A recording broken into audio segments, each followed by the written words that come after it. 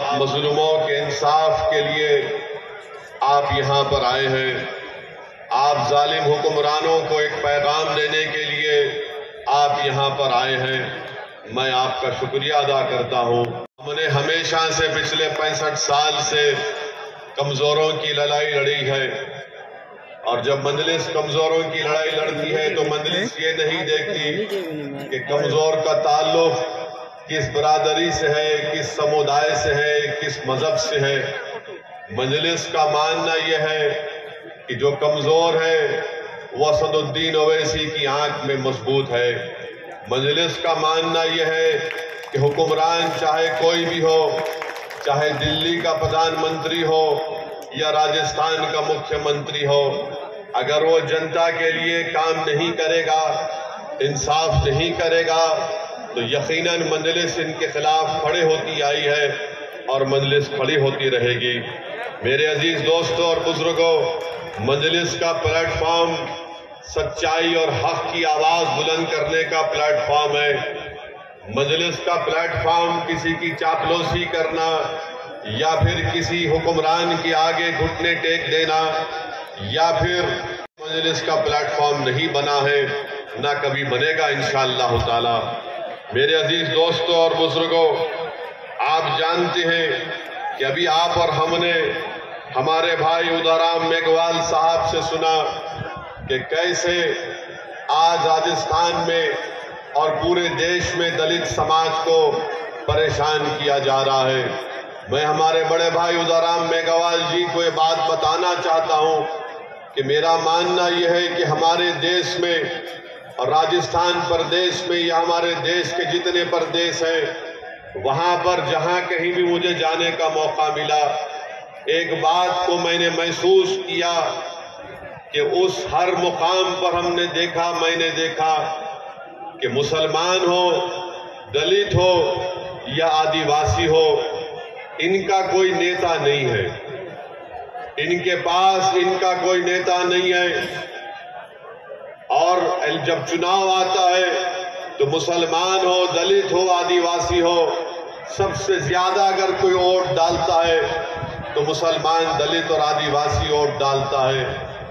मगर आज आपको इस बात को समझाने के लिए भी आया हूं कि जब तक ये कमजोर समाज इस बात को महसूस नहीं करेंगे और एक तय नहीं कर लेंगे कि हम वोट डालते आए हैं मगर अब हमको वोट लेना पड़ेगा, और जब आप वोट लेने की बात करेंगे तब आप अपने दरमियान से किसी को अपना नेता बनाना पड़ेगा। ये वक्त मेरे बुजुर्गों, मेरे नौजवानों, ये वक्त आपको पुकार पुकार कर कह रहा है कि अब ये वक्त दलित मुसलमानों को मिलकर अपने नेता को बनाना पड़ेगा। अगर आप अपने नेता को नहीं बनाएंगे तो फिर इसी तरह से आपको रोना पड़ेगा कि मुझसे इंसाफ नहीं हुआ। और इस बात को याद रखिए, ये दुनिया आपके आंख से बहते हुए आंसुओं की कदर नहीं करती। ये दुनिया और इस दुनिया पर हुक्म सादिर करने वाले हुक्मरान उसी वक्त लोगों आवाम से डरते हैं जब आवाम उनकी आंख में आंख डालकर उनसे कहेगी कि अगर तुम हमारा हक नहीं दोगे तो हम तुमको सत्ता से हटा देंगे, तुमको कुर्सियों पर बैठने नहीं देंगे जब तक कि तुम हमारी मसाइल को, हमारे काम को नहीं करोगे। तो इसीलिए मेरे अजीज दोस्तों, यही पैगाम हमारा है कि अब हम बहुत रो लिए। 50-60 साल आपने कांग्रेस को कभी वोट दिया तो कभी भाजपा को दिया, आपने बीजेपी को दिया, फिर आपकी आंख में आंसू जारी रहते हैं, आपको तकलीफ होती रहती है। बताइए मेरे अजीज दोस्तों, आप सिर्फ चुनाव में वोट डालेंगे और फिर 5 साल तक हम रोते रहेंगे क्या? मैं आपसे ये बताने आया हूं कि जिन पार्टी के लीडर्स ने, जिन पार्टियों ने हमको रुलाया है, आज असदुद्दीन ओवैसी आपसे कह रहा है कि आप मुत्तहिद हो जाओ, अपने नेता को बनाओ, एक हो जाओ, तो आप देखेंगे कि जिन्होंने हमारे ख्वाबों को चुकनाचूर किया, जिन्होंने सत्ता में बैठकर हम पर जुल्म बरसाया, जिन्होंने सत्ता में बैठकर हमारे खून की होली खेली, जिन्होंने दलितों को, मुसलमानों को और कमजोरों को, चाहे वो कमजोर हमारा हिंदू भाई क्यों ना, उनका नहीं दिया। तो याद रखिए, जब तक कमजोर से इंसाफ नहीं होगा उस वक्त तक अमन कायम नहीं हो सकता। जब तक कमजोरों को उनका हक नहीं मिलेगा उस वक्त तक कोई सत्ता में खामोशी से नहीं बैठ सकेगा। आज वक्त है मेरे अजीज दोस्तों और बुजुर्गों कि हमको एक होकर मजलिस को मजबूत करिए। हमारे भाई उदाराम मेघवाल ने अपने भाषण में जितेंद्र मेघवाल का जिक्र किया कि सिर्फ मूछ रखने पर और किसी एक मटके से पानी पीने पर उसकी हत्या कर दी गई। अरे ये आजादी का अमृत उत्सव हम मना रहे। भारत को आजाद होकर 75 साल हो चुके और जिस भारत को संविधान जिसने बनाया अपने खून पसीना देकर, जिसमें रातों में जाग जाग कर जिसने संविधान का एक एक लफ्ज लिखकर उसको संविधान बनाया, आज उसी संविधान बनाने वाले बाबा साहेब अम्बेडकर के उन्हीं के मानने वालों को आप पानी के मटके को हाथ लगाने पर उनकी जान ले ली जाती है राजस्थान में। बताओ ये कौन सा आजादी का अमृत उत्सव हम मना रहे हैं? अरे बाबा साहेब अम्बेडकर का नाम लेते हुए थकते नहीं कांग्रेस और बीजेपी वाले, मगर ये जितेंद्र मेघवाल को जब मार मार कर उसकी जान ले ली गई तो कहां गई तुम्हारी जबानें, कहां गई तुम्हारे वो मोहब्बत के अल्फाज संविधान बनाने वाले के लिए? मेरे अजीज दोस्तों और बुजुर्गों, ये हत्या ये बता रही है, अगर आज जितेंद्र मेघवाल जिंदा होता तो वो पुकार पुकार कर कहता कि हाँ हम पढ़ लिख तो लिए, हमने रिजर्वेशन तो हासिल कर लिया, मगर हमारा कोई नेता नहीं था जो मुझे मेरी जान लेने वालों से मुझे अपने आप को बचा लेता। इसीलिए मैं आपसे अपील कर रहा हूं कि आप अपने नेता को बनाइए। हम हमारे भाई उदाराम मेघवाल साहब से भी अपील करेंगे कि आप भी हमारा साथ दीजिए। आप जहां पर खड़े होंगे हम आपके साथ खड़े होने को तैयार हैं। मेरा मानना यह है कि याद रखिए, जब तक कमजोर नहीं मिलेंगे उस वक्त तक जुल्म खत्म नहीं होता है। जब तक कमजोर एक जगह पर हाथ में हाथ और दिल को नहीं मिलाएंगे उस वक्त तक जालिम अपना जुल्म खत्म नहीं करता। जब कमजोर मिल जाएंगे तो जालिम का महल चूकनाचूर होकर रह जाएगा। जब कमजोर मिल जाएंगे तो जालिम इख्तिदार पर नहीं रहेगा बल्कि कमजोर सत्ता में आएंगे। ये वक्त का तकाजा ये है कि हम मिलकर अपनी कोशिशों को जारी और सारी रखें। मैंने कल रात में भी कहा था और आज भी कह रहा हूं कि दलितों को, मुसलमानों को, हमारे गुज्जर भाइयों से सबक हासिल करना पड़ेगा, जाटों से सबक हासिल करना पड़ेगा, राजपूतों से सबक हासिल करना पड़ेगा। जब राजपूत अपनी नेता को बनाते हैं, कोई उनका नेता भाजपा में होता है, कोई कांग्रेस में होता है, तो किसी को तकलीफ नहीं होती है। जब जाटों का नेता कांग्रेस में होता है और बीजेपी में होता है तो किसी को तकलीफ नहीं होती है। जब इन समाजों का बड़ा बड़ा नेता हर पार्टी में मौजूद है, मगर जब दलित खड़े होकर कहता है कि मैं मेघवाल को अपना नेता बनाऊंगा, जब मुसलमान खड़े होकर कहता है कि हाँ ओवैसी जो बात कह रहा है कि राजस्थान में मुसलमानों का नेता होना चाहिए, तो सबके पेट में दर्द शुरू हो जाता है। अरे जब गुज्जर का नेता हो सकता है, राजपूत का नेता हो सकता है, जाट का नेता हो सकता है, अरे हर बरादरी का नेता हो सकता है, तो क्यों नहीं राजस्थान के दलित और मुसलमान अपना नेता बनाते हैं? बनाओ अपने नेता को। क्या आप अपने नेता को बनाएंगे? क्या आप अपने नेता को बनाएंगे? ये नेता आपके दरमियान से उठेगा, कोई आसमान से आने वाला नहीं है। कोई जमीन के नीचे से निकल कर नहीं आएगा, वो तुम्हारे दरमियान से उठेगा। उसको तुमको अपना नेता बनाना पड़ेगा। और अगर तुम नेता बनाओगे तो याद रखो, जितेंद्र मेघवाल की जिस तरह हत्या की गई, कोई माइका लाल, कोई जालिम दोबारा कोई जितेंद्र मेघवाल को मारना तो छोड़ो, उसको हाथ लगाने से पहले सोचेगा। अगर राजस्थान के मुसलमान अपना नेता बनाएंगे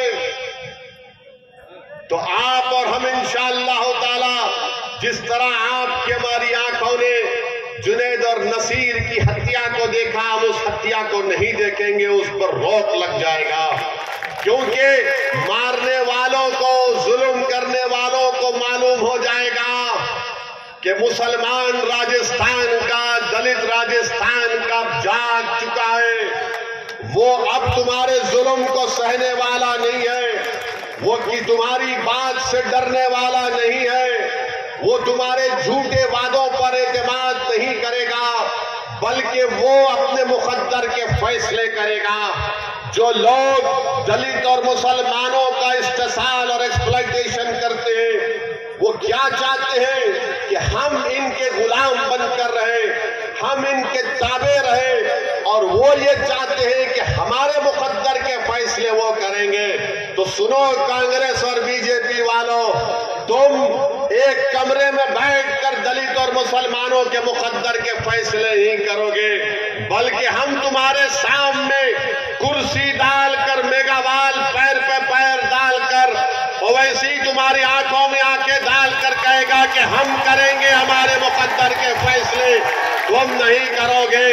हम जो बोलेंगे हमारे समाज के बारे में, जो हम बेहतर जानते, तुमको करना पड़ेगा। तो मेरे अजीज दोस्तों और बुजुर्गों, इस बात को आपको महसूस करना है। मैं, हमारे भाई ने कहा कि जितेंद्र मेघवाल को गहलोत सरकार ने सिर्फ 8 लाख रुपए दिए। वो पुलिस वाले भाई साहब, रुक जाइए, छोड़ दीजिए, हमारी मोहब्बत में आए।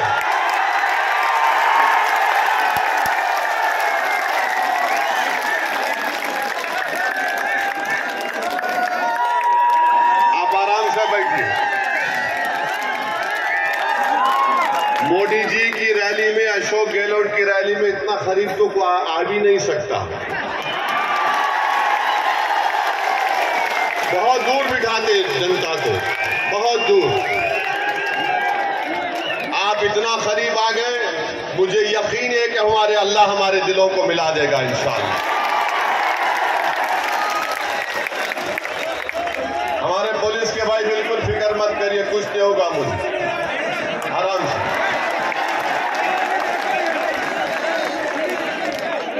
जब पाकिस्तान 20 किलोमीटर पर कुछ नहीं कर सकता तो हाँ, ये कौन है, क्या करेंगे? बैठिए आराम से,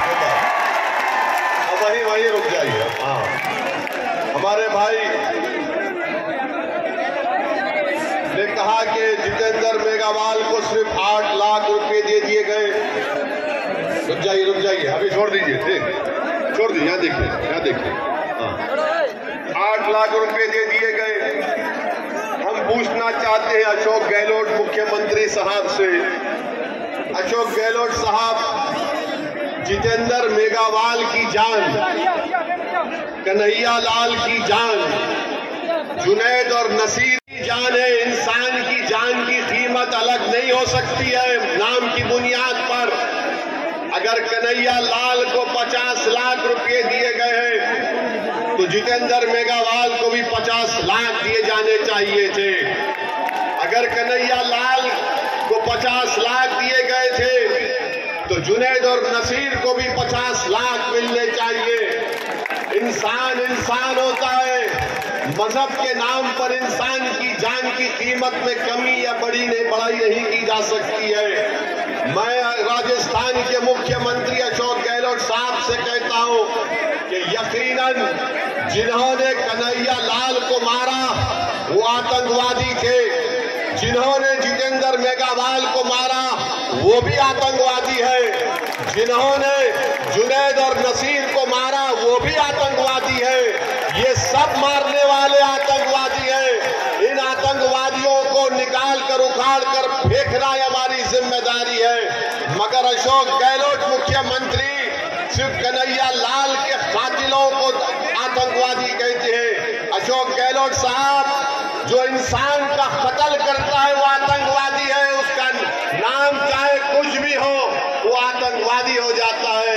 मगर राजस्थान के मुख्यमंत्री आप देखिए कि जुनैद और नसीर को आप क्या देते हैं, 15 लाख देते हैं 3 स्कीम के तहत, और गवर्नमेंट की नौकरी नहीं दी जाती उनके पीड़ित परिवार को। मेरे अजीज दोस्तों और बुजुर्गों, हम अशोक गहलोत मुख्यमंत्री से पूछना चाहते हैं कि आपके दिल में ये सोच कैसे पैदा हो गई कि कन्हैया लाल का कातिल आतंकवादी है, जुनैद और नसीर और जितेंद्र मेघवाल के कातिल आतंकवादी नहीं है। अशोक गहलोत अपनी सोच को बदलो। तुम पूरे प्रदेश के मुख्यमंत्री हो, तुम्हारी नजर में सब बराबर होने चाहिए।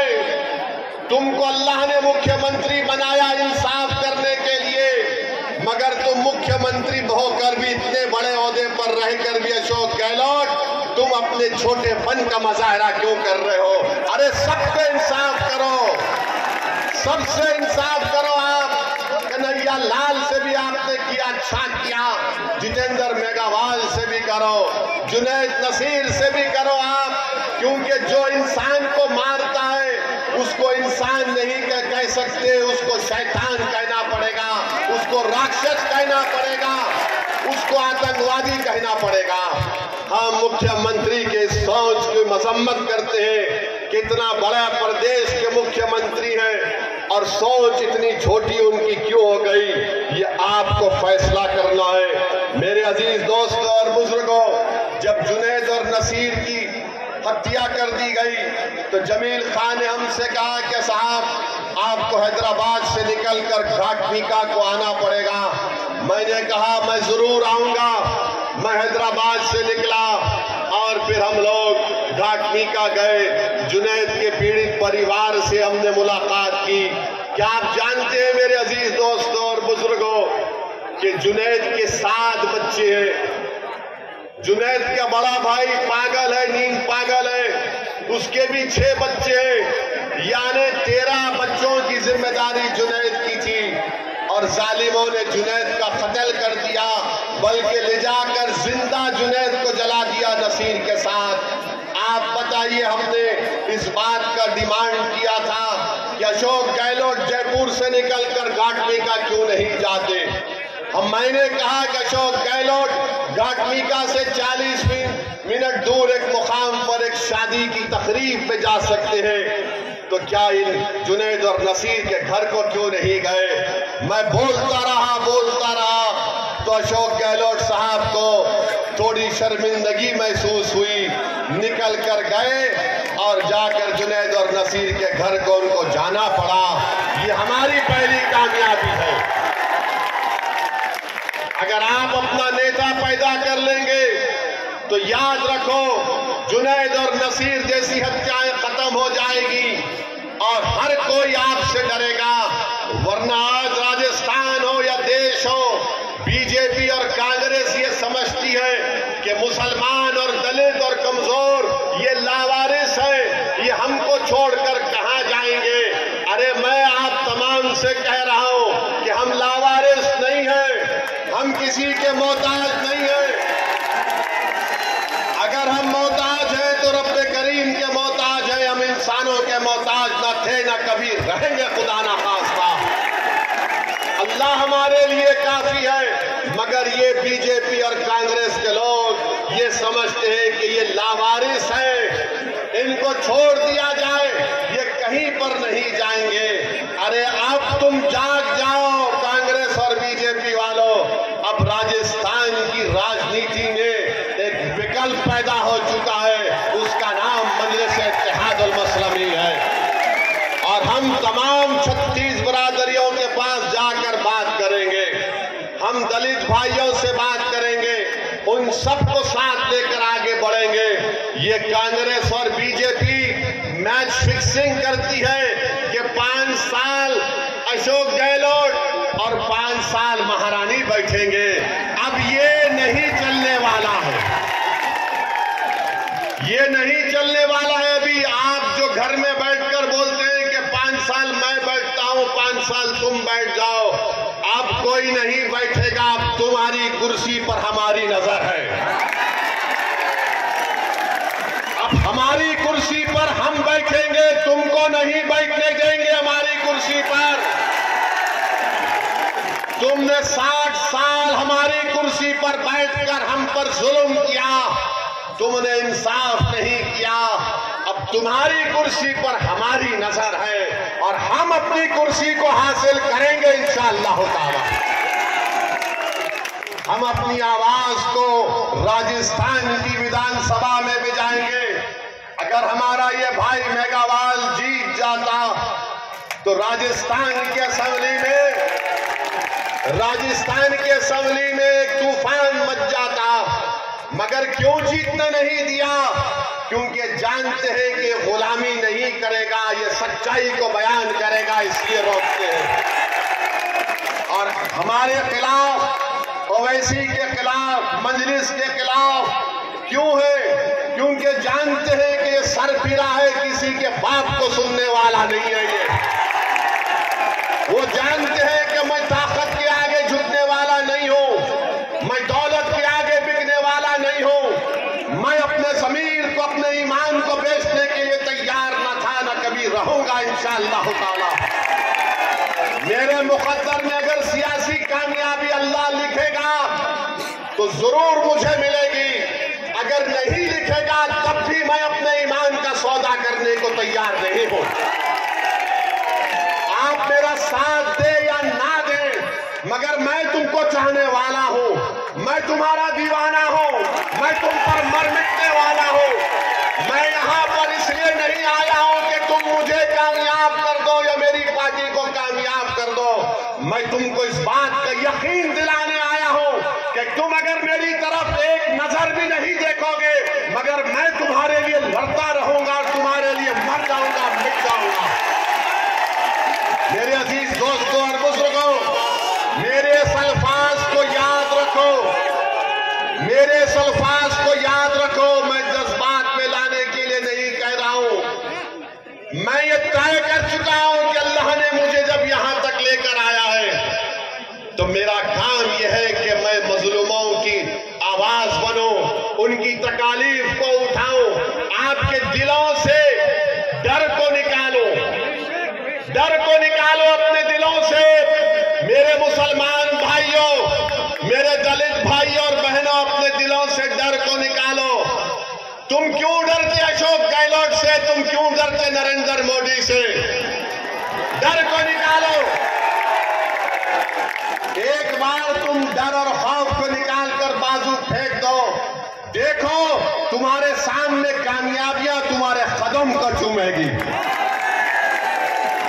मगर हमारा मामला ये है मुसलमानों का कि जैसा चुनाव करीब आएगा तो हमारे दरमियान में आकर कोई बोलेगा, अरे कैसा होगा यार, हम कैसे जीतेंगे, हम कितना जीत पाएंगे? अरे क्या तुम भूल गए बदर के मैदान को? क्या तुम भूल गए बदर के मैदान को? अगर तादाद कामयाब करती तो फिर बदर में कामयाबी नहीं मिलती। कामयाबी मिलेगी कब मिलेगी? जब अपने दिलों से डर को निकालोगे और रब्बे करीम पर पूरा तवक्कल करोगे तो कामयाबी तुम्हारे पास दौड़ कर आएगी। अगर तुम समझोगे कि नहीं मेरे पास ये नहीं है, वो नहीं है, याद रखो मेरी इस बात को, अक्लमंद को मंजिल नहीं मिलती, दीवाने को मंजिल मिल जाती है। तो दीवानगी पैदा करो।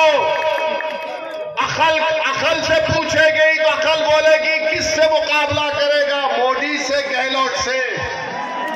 जब दिल से पूछोगे तो दिल बोलेगा प्यारे, जब प्यार किया तो डरना क्या, कौन सा आग में।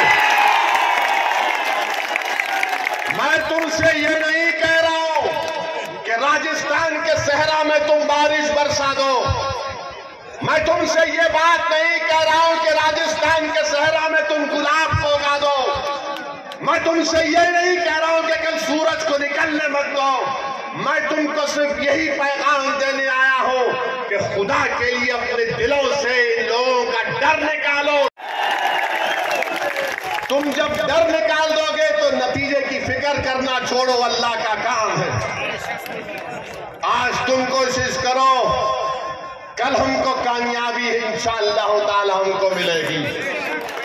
मेरे इज्जतदार दोस्तों, बुजुर्गों, आपको ये भी बताने आया हूं कि हमको बताया गया, अभी आपके बुजुर्गों ने बताया कि प्रोहिबिटेड एरिया है जहां पर आपको जाने नहीं दिया जाता है 6 पुलिस स्टेशन का।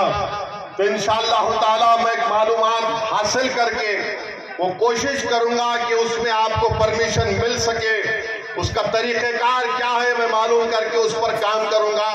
मैं आपसे वादा करता हूं इंशाअल्लाह ताला इस बात पर। दूसरा हमसे कहा गया कि यहां पर आप जानवर भी जाते हैं, बकरे जाते हैं और फिर बकरों का रेट नहीं मिलता, 6-6 हजार रुपये कम मिलता है। तो हम पूछना चाहते हैं अशोक गहलोत की सरकार से कि अशोक गहलोत की सरकार ने एक स्कीम निकाली थी, उस स्कीम का नाम था गौ सेवा सेस, यानी टैक्स, एक नया टैक्स उन्होंने गौ सेवा के नाम पे शुरू किया। 2019 और 22 में अशोक गहलोत सरकार को 3 साल में 2170 करोड़ रुपए मिले। इस टैक्स में 2170 करोड़ रुपए मिले। अब हम मुख्यमंत्री से पूछना चाह रहे, वो पैसा कहां है मुख्यमंत्री जी? पशुपालन सिर्फ गाय का नहीं होता, पशुपालन बकरे का भी होता है। बताओ फिर वो 2170 करोड़ रुपया आपने क्यों इस्तेमाल नहीं किए? क्या इनके पास एक मुसलमान एमएलए जीत कर आए हैं, वो मुंह नहीं खोलते? और अगर कोई उनके पास, यहां के मौजूदा विधायक के पास अगर कोई जाता है काम करने के लिए, तो वो पूछते हैं कि अभी हमारे भाई ने बताया, उदाराम जी ने, एजा लिस्ट तो लेकर आ कि तुम्हारे गांव से मुझे वोट नहीं मिला। क्या नाम है एमएलए साहब का? अमीन खान साहब, आप उम्र में मुझसे बहुत बड़े हैं, मगर मैं भी एक राजनीति के घराने से आता हूं। मैं भी 28 साल से राजनीति में हूं। 2 मर्तबा का विधायक रहा हूं और 4 मर्तबा का सांसद पे कामयाबी अल्लाह ने मुझे अता की। हैदराबाद की आवाम का शुक्रिया। अमीन खान साहब, जरा मेरी बात को सुनो। अगर आपके यहाँ पर लोग हैं, मुझे यकीन है तो आप बिजाए होंगे कि देखो ये भड़काऊ भाषण क्या देता। अब आपको हम भड़काऊ भाषण दे रहे हैं अमीन खान साहब। मैं भी इलेक्शन जीतता हूं। हैदराबाद में हमारे दफ्तर का नाम दारुस्सलाम है। खुला दफ्तर है, कोई दरवाजे नहीं है, कोई भी आकर मुझसे मिल सकता है, कोई सिक्योरिटी नहीं, कोई रोक टोक नहीं। इलेक्शन जैसा खत्म हो जाता, मेरे पास बीजेपी के, कांग्रेस के वो तमाम लोग आते जो मेरे मुखालिफ में इलेक्शन में काम किए थे, और मैं अपनी जबान से कभी उनको ऐसा भी नहीं कहता हूं कि क्यों आए यहाँ पर, बल्कि इज्जत देकर उनको बिठाता और पूछता, बोलो क्या काम है तुम्हारा। उनका काम करा कि हम मिजाजे काम हो ना हो, मगर उनको इज्जत से पेश आते हैं। जब कोई हमारे ऑफिस पर आ जाता है तो हमारी जिम्मेदारी है कि उसका मान सम्मान रखें। और बहादुर इंसान तो वो है कि चुनाव के बाद वो सबको साथ लेकर चले, वही तो इंसान और नेता बन सकता है। मगर ये कि आप इतने बड़े पुराने आदमी हैं और कोई आपके घर को आया तो आप पूछते हैं कि तूने वोट नहीं दिया। अरे बीजेपी के लोग मेरे पास आकर अपना काम करा कर जाते हैं, मैं कभी उनसे नहीं पूछता हूं कि क्या तुमने वोट दिया नहीं दिया, और वो मैं अपना काम कराकर मुझसे कहता हूं इसी साहब काम तो हो गया मगर चुनाव में मुकाबला करेंगे। मैंने कहा कि प्यारे तुझे मैं शर्मिंदा होने नहीं दूंगा, फिर हराऊंगा मैदान में। ये दम होना चाहिए, ये एतमाद होना चाहिए। अमीन खान साहब, अब हम आपसे कह रहे हैं कि इंशाअल्लाह ताला आप दोबारा इस विधानसभा से विधायक नहीं बनेंगे इंशाअल्लाह ताला। सुना है कि आप अपने बेटे को तैयार कर रहे हैं। अमीन खान साहब, हम भी अपने बेटों को तैयार कर रहे हैं इन दोनों के दरमियान से, हम भी तैयार कर रहे हैं और ये बेटे तुम्हारे बेटे पर बहुत भारी पड़ेंगे और वही कामयाब होगा इंशाअल्लाह। ये राजा रजवाड़े खत्म हो गए, ये बाप के बाद बेटा। अरे जो काबिल होगा, जिसके दिल में अल्लाह का खौफ होगा, जो गरीब और मजलूमों के लिए मर मिटने का जज्बा होगा, जो जालिमों से पंजा आजमाई करेगा, वही गरीबों का नेता बनेगा। वो वक्त जा चुका कि महल में पैदा होने वाला राजा बनेगा, अब ये वक्त झोपड़ी में पैदा होने वाला उदाराम मेघावाल विधायक बनेगा इंशाअल्लाह। मेरे अजीज दोस्तों और बुजुर्गों, हम ये पैगाम इनको दिए हैं, इनका काम यह है कि काम करिए, मगर अब क्या काम करेंगे? अब तो 6 महीने बाकी हैं चुनाव के लिए। जब काम करने का टाइम था तो काम नहीं किए, अब चुनाव आ रहा है तो आज की सभा के बाद, आज के हमारे भाषण के बाद वो गेट पर खड़ कर तुमका इस्तकबाल करेंगे। आजा आजा आजा आजा। अब देखना, आप देखना, हमको फोटो भिजाना। अमीन खान अपने घर के दरवाजे गेट पर खड़ा है, ए आना आना, तो आप उनसे कहना अमीन खान आप चलो ओवैसी की तरफ आओ, अब आओ हम साथ जा रहे हैं उनके साथ। यही आपकी वोट की ताकत है, यही बात जो हमारे भाई ने कहा कि विकल्प जरूरी है, एक सियासी विकल्प जरूरी है। जब सियासी विकल्प पैदा होगा तो आपकी वोट की, आपके मसाइल की तकालीफ दूर होंगी।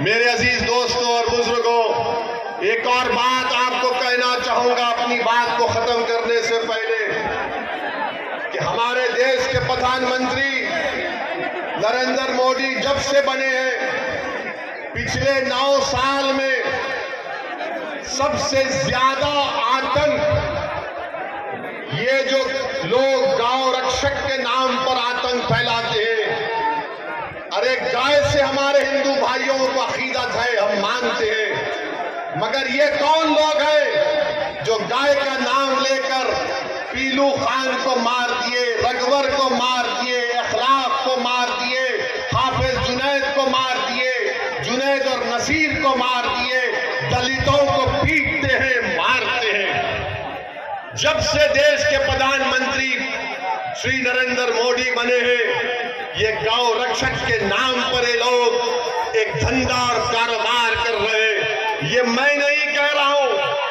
बल्कि एक बहुत मशहूर हिंदी का चैनल है आज तक ने ये गांव रक्षक के लोगों को एक कैमरा लगाकर इनका रिकॉर्डिंग किया, हरियाणा की पुलिस के साथ इंटरव्यू किया। वो खुलकर कह रहे हैं उसमें कि हम पैसे लेते हैं जानवर की गाड़ी पर, हम पीटते हैं इन लोगों को, और पुलिस कह रही है उस वीडियो में कि हम आंख बंद कर लेते हैं, हम कुछ नहीं करते। आप बताइए फिर ये आतंक नहीं है तो क्या है? इनको रोक टोक लगाने की जरूरत है। आप भारत के प्रधानमंत्री इनके बारे में कुछ बोलते नहीं है। एक हरियाणा में एक बहुत बड़ा ये गांव रक्षकों का एक ग्रुप बन चुका है, उसका एक बहुत बड़ा लीडर बन चुका है, वो उसके हाथ में हथियार है, लाइसेंस वेपन है, तो मोदी जी उससे कहते हैं कि तू मोनू डार्लिंग है मेरे लिए। इनके लिए मोनू डार्लिंग, और मोदी जी हम आपके डार्लिंग नहीं है क्या? जिसके हाथ में हथियार वो आपका डार्लिंग, जो गरीबों को पीटता है वो डार्लिंग, जो जुनैद और नसीर को मारता वो डार्लिंग। और हम क्या है मोदी जी बताइए? आपकी हरियाणा में आपकी सरकार, और आपकी सरकार की तरफ से जुल्म और ज्यादती की जाती है। मेरे अजीज दोस्तों और बुजुर्गों, देश के प्रधानमंत्री आजकल G20 की बात कर रहे हैं कि भारत विश्व गुरु बनेगा। प्रधानमंत्री जुनैद और नसीर को जितेंद्र मेघवाल गुरु की आप बात कर रहे हैं। कौन से विश्व गुरु की आप बात कर रहे हैं? G20 आप करिए, मुबारक हो आपको, हम भी चाहते अच्छा हो जाए, मगर देश की भी फिक्र करो मोदी जी। क्रिकेट स्टेडियम में मोदी जी चले गए, स्टेडियम उनके नाम से है, स्टेडियम उनके नाम से है, और मोदी जी जाकर लोगों को, क्या बात है यार, क्या बात है। आप देश के प्रधानमंत्री बोल रहे हैं कि पसमानदा मुसलमानों पे काम करो। देश के प्रधानमंत्री, फिर आपने मिरासियों को रिजर्वेशन क्यों नहीं देते? मेवातियों को रिजर्वेशन क्यों नहीं देते? ये हमारे भाई जो आज इस सरजमीन पर बसते हैं उनको रिजर्वेशन क्यों नहीं देते? सिंधी जबान बोलने वालों से इंसाफ क्यों नहीं करते? और राजस्थान की सरकार ने तो रीट के एग्जाम में खाली 9 नौकरी दी है सिंधी जबान के लिए। अरे सिंधी जबान से नफरत क्यों है गहलोत जी, मोदी जी आपको? अरे नौकरी बढ़ाओ सिंधी जबान बोलने वालों को। अरे ये जबान बोलते सिंधी, मगर इनके दिल में धड़कता हुआ दिल है भारत के, और हमेशा रहेगा इंशाअल्लाह। तो मेरे अजीज दोस्तों और बुजुर्गों, मैं आखिर में आपसे अपील कर रहा हूं कि बीजेपी इस देश को हमेशा के लिए, बीजेपी इस देश में अंबेडकर के बना हुए संविधान को खत्म करना चाहती है। बीजेपी नरेंद्र मोदी अंबेडकर के बना हुए संविधान को कमजोर करके रखना चाहती है। आरएसएस तो शुरू से अंबेडकर के संविधान को नहीं मानती थी। इनकी ऑर्गेनाइजर किताब निकाल कर अब मैं देख लो आप मैगजीन में क्या कहा था, गोलवालकर ने क्या कहा था कि अंबेडकर का संविधान नहीं, मनुस्मृति को मानने वाले हैं। इनको उस जमाने से भारत के संविधान से नफरत थी और रहे। तो मैं आपसे अपील कर रहा हूं कि हाँ, ये भी बात कि गगरिया में भारत माला प्रोजेक्ट में लोगों के घर चले गए और अभी तक केंद्र सरकार और प्रदेश की सरकार ने उनको पैसे नहीं दिए। हम डिमांड करते हैं कि भारत माला प्रोजेक्ट खत्म नहीं हुआ। आप हमारी बात को लिखकर रख लीजिए। मैंने उत्तर प्रदेश के चुनाव में भी कहा था, मगर उत्तर प्रदेश के दलित और मुसलमान ने ओवैसी की बात का यकीन नहीं किया। मैंने कहा था कि समाजवादी बीजेपी को नहीं हरा पाएगी, मगर मुसलमानों ने तय किया कि नहीं नहीं हम वोट देंगे। मैं ये कह रहा था कि अब मजलिस को कामयाब करो, अपने 4-5 विधायक को कामयाब करो जो जाकर लड़ेंगे आपके लिए। वक्त ने बता दिया कि मैंने सच बोला था। गुजरात में मैंने कहा था कि बीजेपी को ये कांग्रेस नहीं रोक पाएगी, आप मजलिस के विधायक को कामयाब करो। तो गुजरात के मुसलमानों ने मुझसे आकर कहा कि ओवैसी साहब, किसी ने बेटा कहा, किसी ने भाई कहा, मैं उनकी इज्जत को सलाम करता हूं कि नहीं नहीं हमको बीजेपी को हराना है। याद रखो, कांग्रेस में ताकत नहीं रही बीजेपी को हराने की। कांग्रेस में ताकत नहीं रही बीजेपी को हराने की। मैं सच कह रहा हूं, कहीं तुम भी गुजरात और उत्तर प्रदेश के मेरे इस पैगाम को अगर ठुकराओगे, ये तुम्हारा आपका इख्तियार है। कहीं नुकसान आपको और हमारा ना हो जाए। हमको अपनी आवाज को विधानसभा में पहुंचाना है। जब आपके वोटों से आपका लीडर बनकर विधानसभा में जाएगा तो वो लड़ेगा आपके लिए। अगर आप ये समझेंगे कि नहीं नहीं हम 60 साल से कांग्रेस का साथ दे रहे हैं, मत, इस पुरानी आदत को तोड़ना पड़ेगा आपको। इस पुरानी आदत को छोड़ना पड़ेगा आपको। अब एक नई आदत को पैदा करना पड़ेगा, क्योंकि आप और हमारा काम यह कि अपने नेता को पैदा करें, अपने लीडर को पैदा करें। अगर आप उत्तर प्रदेश और गुजरात की तरह तजुर्बा करेंगे तो खुदा ना खास्ता नुकसान हमारा ना हो जाए। इसीलिए जुनैद और नसीर और जितेंद्र मेघवाल की रूह तुमको पुकार पुकार कर कह रही है कि अब 60 साल की गुलामी को छोड़ो, अब आजादी को इख्तियार करो और अपने लीडर को पैदा करो, अपने नेता को कामयाब करो और डालकर। तो मेरे इज्जतदार, मेरे अजीज दोस्तों, बुजुर्गों, आप तमाम का बेहद शुक्रिया कि आप यहाँ पर आए। और इंशाअल्लाह ताला मैं आता था और आता रहूंगा इंशाअल्लाह ताला आपके लिए। अल्लाह ने मुझे एक जिम्मेदारी, एक मख्त पर अल्लाह ने मुझे रखा है। मैं अपनी जिम्मेदारी को निभाने की कोशिश कर रहा हूँ। आप हमारा साथ दीजिए, अपने दिलों से डर को निकालिए और मजलिस के संगठन को मजबूत करिए, मजलिस के मेंबर बनिए। अस्सलाम वालेकुम व रहमतुल्लाहि व बरकातहू।